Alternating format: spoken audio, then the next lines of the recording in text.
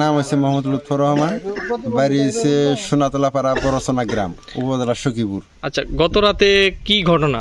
ঘটনা রাত্রি 11টার দিকে আমি শুয়েছি, তখন গরু আমি চেক দিছি, চেক দেওয়ার পরে শুয়েছি। সকালবেলা 7টার দিকে আমি উঠছি, ওইটা পরে গোয়াল ঘরে এসে দেখি যে একটা গরু নাই। কয়টা গরু ছিল? কি কি গরু? গরু ছিল 4টা, 2টা গাভী 2টা বাছুর। আচ্ছা, পরে হাটে নিয়ে গেছে হাফ কিলো, পরে ওইখান থেকে দেখা গেছে যে গাড়িতে গাড়ি উড়াইছে পাকার ধারে নিয়ে, কাছাকাছি নিয়ে। তাতে এই যে 4টা গরু আপনার গোয়াল শূন্য হয়ে গেল, এটার আনুমানিক কত টাকা ক্ষতি হয়েছে আপনার? গরু ছিল আমার 4টা গরু আমার চুরি নিয়ে গেছে।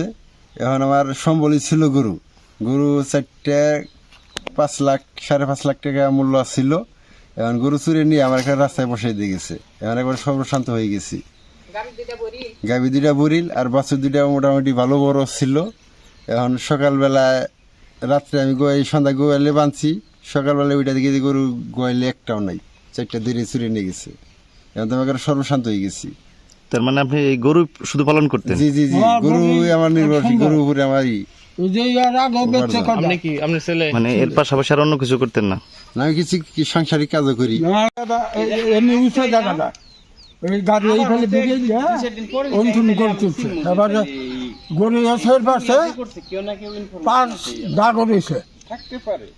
এটা কোন জায়গায় দাগ রয়েছে? এই যে জয়না গাছটা যাচ্ছে এই জায়গাতে নিয়ে লুৎফরের 4টা গরু ও সুরেরা উঠাই নিছে। রাত তখন 3টা বাজে, কেউ জানে না, কেউ অপরিচিত লোক নিচে চুরি।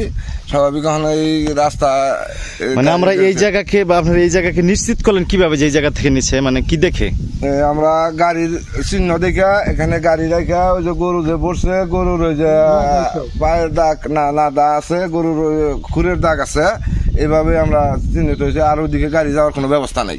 এখানে পাকা রাস্তার সংলগ্ন, এখান থেকে সুরেরা গাড়ি বইটা নিয়ে গেছে গরুটা। গাড়ি আবার ভিড়াইছে, দেখা গেছে যে গাড়ির রাস্তার আছে, রাস্তার সাইডে গাড়ি যেন থামাইছে বোঝা যায়, এলো না যাইছে এবং ই করছে, গাড়ি স্লিপ করছে তা বোঝা যায় যে ইনবুড়াও। এখন তো এটা তো আমরা জানি না যে এনই না চুর, এত কাঁচা রাস্তার মধ্যে চুরাই এনই গাড়ি ঘুরবো।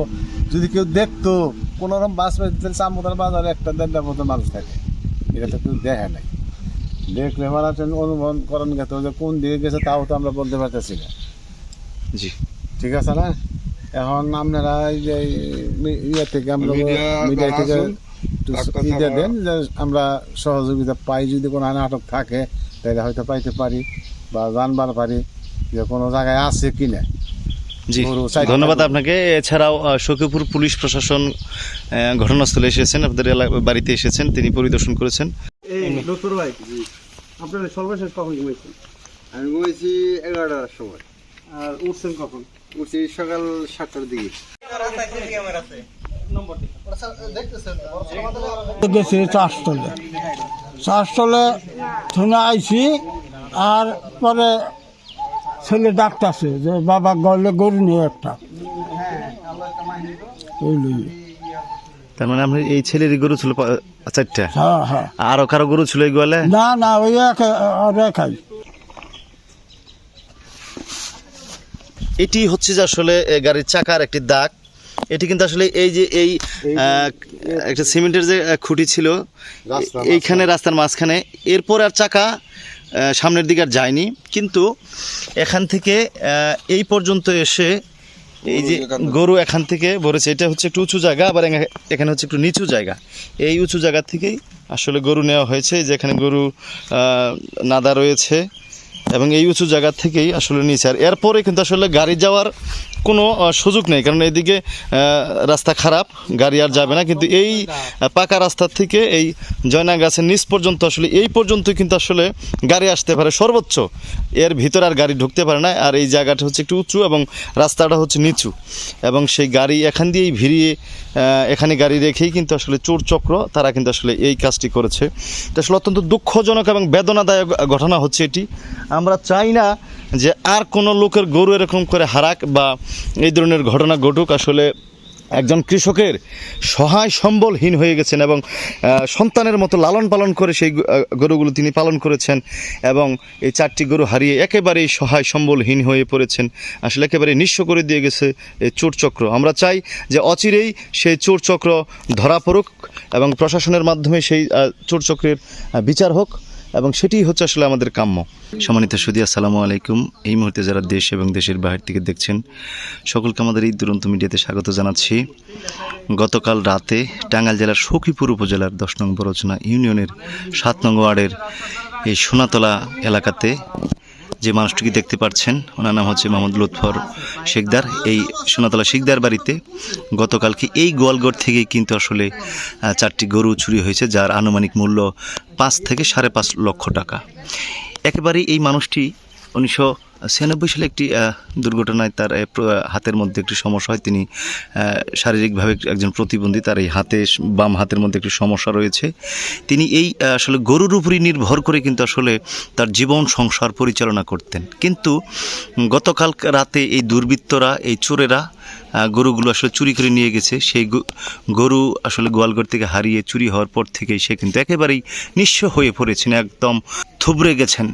তার মুখে আসলে কোনো কথা নেই, বলার মতো কোনো ভাষা নেই, কারণ এই গরুর উপরই নির্ভর করে তার পরিবার সংসার, জীবন সংসার, এবং এই গরু বিক্রি করেই পরিবারের সকল চাহিদা তিনি মেটান। এই 4টি গরু হারিয়ে তিনি একেবারেই দিশেহারা। আর তাই এই আমাদের সখীপুরে গরু চুরি যেন একেবারে থামছেই না। প্রায় অনেক দিনই মাঝে মধ্যেই শোনা যাচ্ছে কোনো না কোনো জায়গায় গরু চুরি হচ্ছে। আর তাই এই গরু চুরি রোধে প্রশাসন সহ সকল মানুষের ভূমিকা পালন করতে হবে। বিশেষ করে যার যার গরু আগে তার নিরাপত্তা দিতে হবে, নিজের গরু নিজেকেই নিরাপত্তা দিতে হবে। তারপরে প্রশাসন এবং বিশেষ করে বিভিন্ন বাজারে যারা হাট পাহারাদার রয়েছেন, লাইট গার্ড বা আমরা বলে থাকি, তাদের মাধ্যমে আমরা গাড়ি চেক করা থেকে সহ বিভিন্ন জায়গায় টহল প্রশাসনের লোক এখানে এসেছেন এবং তারা বলেছেন যে টহল বাড়িয়েছেন এবং প্রশাসনের যথেষ্ট নিরাপত্তা রয়েছে। তারপরেও এই দুর্বৃত্তরা প্রতিনিয়তই কিন্তু এই গরু চুরি করছে। আমরা এর থেকে পরিত্রাণ চাই এবং কোনো মানুষের যেন আর যাতে গরু না হারায় সেটি হচ্ছে আসলে আমাদের কাম্য। কারণ একটা গরু বা ছাগল যে কোনো জিনিস যারা লালন পালন করে থাকেন ঠিক সন্তানের মতোই কিন্তু আসলে আদর যত্ন করে সেগুলোকে লালন পালন করে থাকেন। আর তাই সেই সন্তানতুল্য যে পশুগুলো, গরুগুলো হারিয়ে একজন কৃষক একেবারেই থুবড়ে পড়েছেন, এখন নীরব হয়ে গেছেন। আর তাই আমরা প্রশাসন সহ সকল মানুষের দৃষ্টি আকর্ষণ করব, সকলেই সতর্কতা অবলম্বন করবেন এবং সচেতন থাকবেন যাতে করে এরকম দুর্ঘটনা বা অনাকাঙ্ক্ষিত ঘটনা আর না ঘটে। সেই প্রত্যাশায় দুরন্ত মিডিয়া থেকে শেখ মোহাম্মদ আল আমিন, সোনাতলা বড়চৌনা, সখীপুর, টাঙ্গাইল।